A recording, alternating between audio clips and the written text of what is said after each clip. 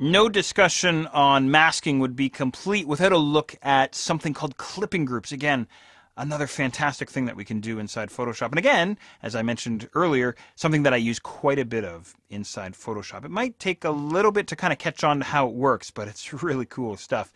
So what we need is we need a cookie cutter and we need some cookie dough. In other words, we need an image and we need a second image to apply to the first. Okay, let me show you how this is going to play out. I'm going to go and open up a couple of work files here. So go ahead and double click on your gray background.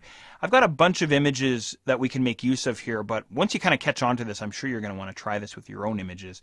I'm going to grab texture1.psd and I'll also grab texture2.jpg and I'll pop these guys open. Now the first image, texture1.psd, that's our statue from way back when, but as you can see, he's isolated off of his background, just like you and I had created way back when.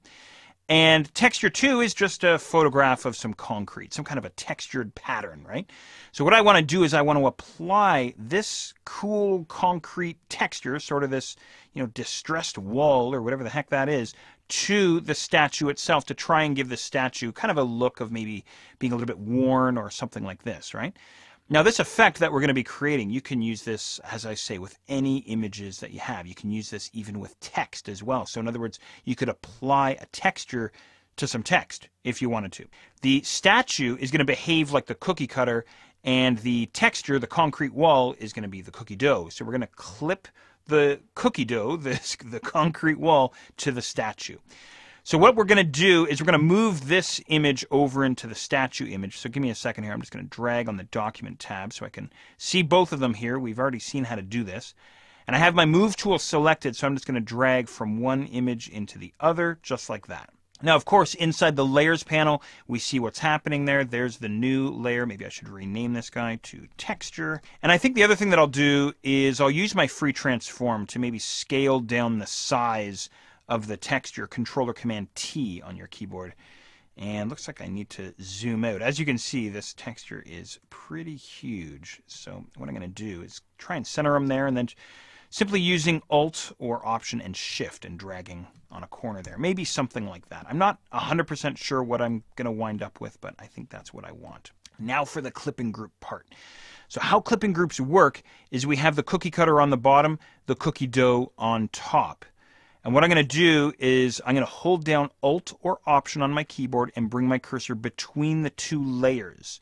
Now, if you've used previous versions of Photoshop, you'll notice that your cursor that you get is different now inside Photoshop CS6. But we do get this different sort of icon or cursor appearing here. I'm going to single click with this guy. And what happens here? Well, a bunch of things happen. First of all, the texture gets mapped, if you will, or clipped to the contents of the layer beneath it. So this guy's called the clipping layer. Notice his name now is underlined, and notice the layer on top is now indented, and we have this downward pointing arrow telling us that this guy is now clipped or mapped to the pixels on the statue layer, the layer beneath it. So why would we want to do this? Well, again, maybe we're going for sort of a weathered effect or something like this, so I could come back to the texture layer. And who knows, maybe I want to start messing around with my blending modes. Maybe an overlay, something like this. There we go, kind of a ghost effect there. Or who knows what I might be after, something like this. Or maybe I'll try my color dodge. Sometimes you have to fiddle around with the blending mode and the opacity to really get the effect that you're looking for. Maybe I want it to look like it's, some kind of ancient statue or something. Or maybe I want to do something kind of crazy. I want to do some difference there and really start messing around with this guy a little bit, something like this. Who the heck knows? You can have so much fun with this stuff, right? So who knows where I wind up? Maybe I wind up with, let's try darken here, and I'll try dropping that opacity, not really getting much of an effect there, or maybe a multiply. There we go, something like that. That's what I had in mind. So it's important to understand that the contents of the upper layer are being clipped to the contents of the bottom layer.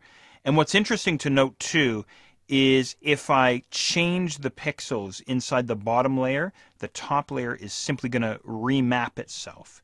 For instance, if I have the bottom layer selected, and as a very quick example, I'll grab my paintbrush tool, because we've been using our paintbrush tool quite a bit. And let's see, I'm just going to crank up the size of my brush, just using my close square bracket key on my keyboard, and I start painting on this layer Well, wouldn't you know, there's my concrete. So maybe I want to add in some text, or maybe, who knows, maybe I want to add in something else, right?